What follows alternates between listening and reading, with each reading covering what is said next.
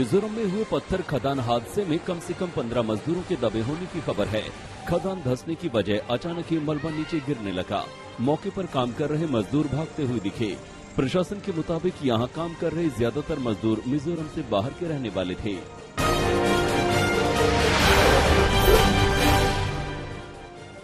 खदान हादसे में मलबा हटाने का काम लगातार चल रहा है। अब तक मिली खबर के मुताबिक एक मजदूर की मौत हो चुकी है। कई एक्सकेवेटर, स्टोन क्रशर और ड्रिलिंग मशीन मलबे में दबे हैं। प्रशासन के मुताबिक मलबा हटाने में काफी वक्त लग सकता है।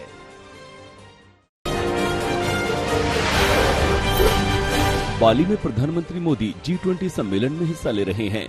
थोड़ी देर पहले पीएम अपूर्वा कैपिसंकी होटल पहुंची, जहां 17वीं G20 समिट का आयोजन है। यहां प्रधानमंत्री मोदी का इंडोनेशियाई राष्ट्रपति जोको विडोडो ने स्वागत किया। सबसे पहले फूड और एनर्जी सिक्योरिटी पर सेशन है। पीएम मोदी इस सेशन को संबोधित करेंगे। 45 घंटे के दौरे पर इंडोनेशिया पहुंचे पीएम मोदी 20 कार्यक्रमों में हिस्सा लेंगे। दुनिया के 10 से ज्यादा बड़े नेताओं के साथ द्विपक्षीय मुलाकात का भी कार्यक्रम है। प्रधानमंत्री आज शाम भारतीय समुदाय के लोगों को भी संबोधित करेंगे।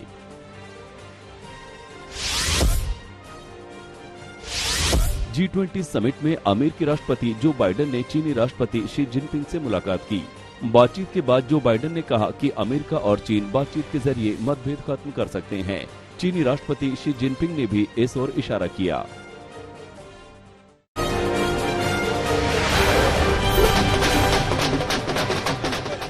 गुजरात में पहले चरण के चुनाव के लिए सोमवार को नामांकन की प्रक्रिया पूरी हो गई। टीम इंडिया के खिलाड़ी रविंद्र जडेजा की पत्नी रिवाबा ने जामनगर उत्तर सीट से अपना पर्चा भरा। वहीं सूरत मजूरा सीट से गुजरात की गृह राज्य मंत्री हर्ष सांघवी ने नामांकन किया। नामांकन के बाद हर्ष सांघवी ने प्रदेश में एक बार फिर बीजेपी की सरकार बनने का भरोसा जताया है। गुजरात में 1 दिसम्बर को पहले चरण के चुनाव के लिए वोट डाले जाएंगे।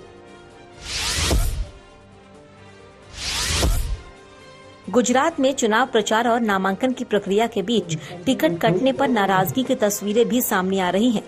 गांधीनगर में बीजेपी कार्यालय कमलम के बाहर बड़ी संख्या में बीजेपी कार्यकर्ताओं ने प्रदर्शन किया। बड़ी बात यह है कि जिस वक्त बीजेपी दफ्तर के बाहर प्रदर्शन हो रहा था, गृह मंत्री अमित शाह पार्टी दफ्तर में ही मौजूद थे। भारी भीड़ को देखते हुए बीजेपी दफ्तर कमलम के दरवाजे बंद करा दिए गए। वहीं कांग्रेस में भी टिकटों के लिए बवाल चल रहा है। अहमदाबाद के कांग्रेस ऑफिस में कार्यकर्ताओं ने पूर्व अध्यक्ष भरत सिंह सोलंकी के पोस्टर जलाए।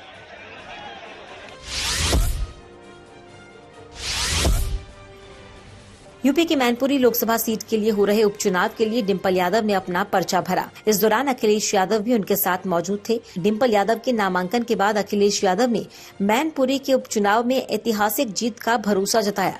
अखिलेश यादव ने कहा कि मैनपुरी की जनता ने हमेशा नेताजी और समाजवादी पार्टी का सहयोग किया। इस चुनाव में समाजवादी पार्टी को बड़ी जीत हासिल होगी।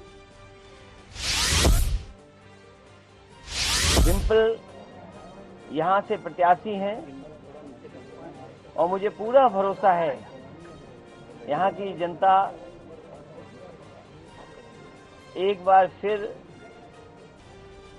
और जिस तरीके से हमेशा साथ दिया जनता ने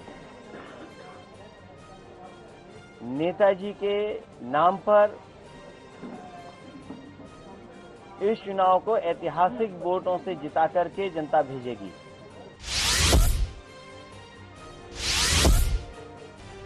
दिल्ली में होने वाले एमसीडी चुनाव के लिए नामांकन की प्रक्रिया सोमवार को पूरी हो गई।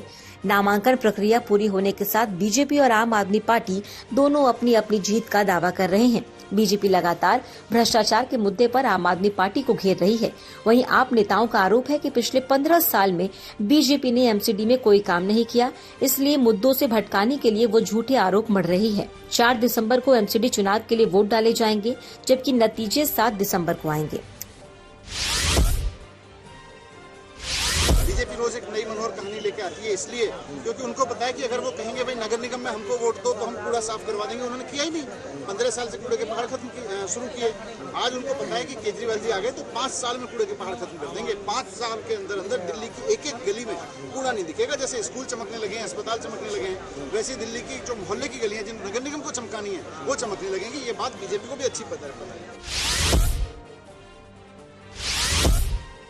दिल्ली सरकार के मंत्री सत्येंद्र जैन को वीआईपी ट्रीटमेंट देने को लेकर तिहाड़ जेल नंबर 7 के जेल अधीक्षक अजीत कुमार को निलंबित किया गया। दिल्ली सरकार के कारागार विभाग ने कहा कि प्रथम दृष्टया ये पाया गया कि उन्होंने ऐसी अनियमितताएं की हैं जिनकी जांच जरूरी है। बीजेपी ने पिछले हफ्ते दिल्ली के मंत्री सत्येंद्र जैन को वीआईपी ट्रीटमेंट मिलने का आरोप लगाते हुए उन्हें तिहाड़ जेल से किसी दूसरी जेल शिफ्ट करने की मांग की थी। सत्येंद्र जैन मनी लॉन्ड्रिंग के आरोपों में मई में गिरफ्तारी के बाद से जेल में है।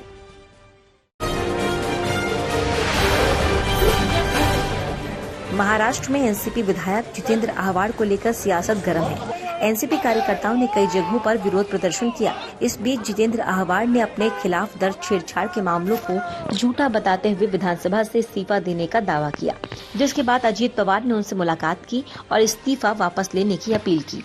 उधर बीजेपी ने जितेंद्र आह्वाड के इस्तीफे को नाटक बताया।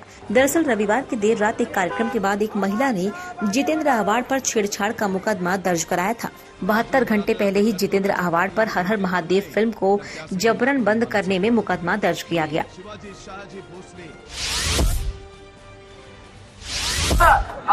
पश्चिम बंगाल के मंत्री और टीएमसी के नेता अखिल गिरी के बयान को लेकर बीजेपी का विरोध जारी रहा।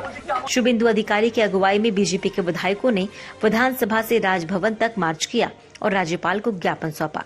उधर पश्चिम बंगाल के मुख्यमंत्री ममता बनर्जी ने अखिल गिरी के विवादित बयान पर माफी मांगी। उन्होंने कहा कि हम इसका समर्थन नहीं कर रहे और कार्रवाई करेंगे। इसके साथ ही उन्होंने बीजेपी पर भी निशाना साधा और कहा कि जिस विरोध के लिए जिस तरह के बयान दिए जा रहे हैं वो स्वीकार नहीं किए जाएंगे।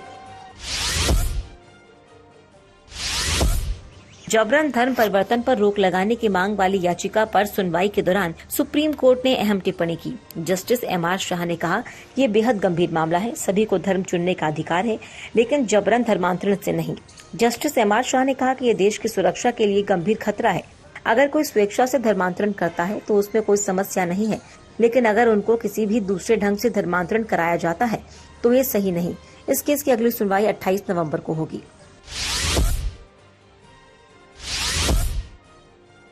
दिल्ली पुलिस ने दिल दहला देने वाले हत्याकांड का खुलासा किया। 18 मई यानी करीब 6 महीने पहले लिव इन पार्टनर आफ्ताब ने अपनी 26 साल की प्रेमिका श्रद्धा की बेरहमी से हत्या कर दी। उसके शव को आरी से काटा और कई बार में उसके टुकड़े दिल्ली में अलग अलग इलाकों में फेंक दिए।